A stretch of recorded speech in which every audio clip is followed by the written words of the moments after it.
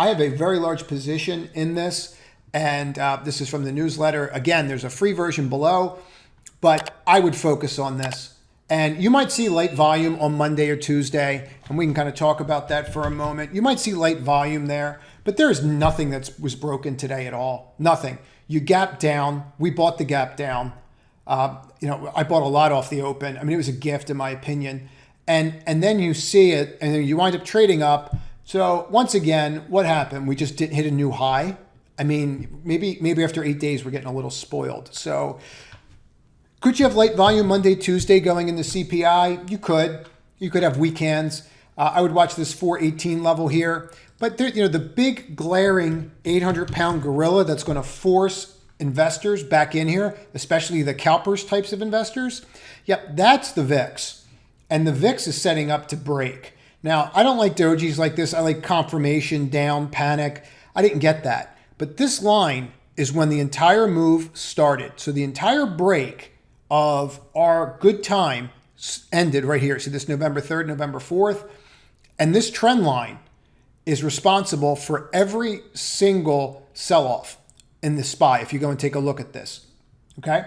So if you went back to here, and you kind of look at the fact of where you are in November and when you hit that line, how you wind up trading down, how that fits and ties in with that December, how it ties in with the March, how it ties in with where you are right now. That's why this level's so pivotal, okay? It's so pivotal to watch. So keep that in mind. I really like the position of the market, but the VIX to me looks like it's going to break.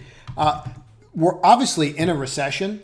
You're seeing the part of this where you have the inverted yield curve. Let me explain the inverted yield curve in 2 seconds. The 2-year is paying more interest than the 10-year. That's your econ lesson for the day. Your 2-year treasury is paying more interest than your 10-year. Why? Because they know in 2023, 24, they're going to be cutting rates.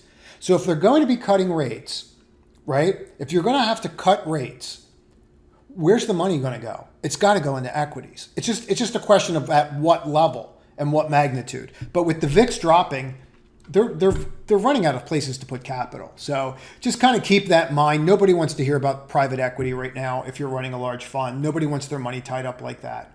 Those firms got absolutely killed. So I know I threw a lot at you. If you're interested in the trading room and you want to see a preview of it right here in the top right corner, there'll be a link. It's open for another 2 days by the time that this comes out, and then I'm going to shut it down for an undisclosed period of time so everyone can get assimilated to it. So that's pretty much it. If you need anything, reach out. Have a great weekend. Trade to win. So if you like this clip, click on the left to watch another one, or if you want to see the entire video, click on the right.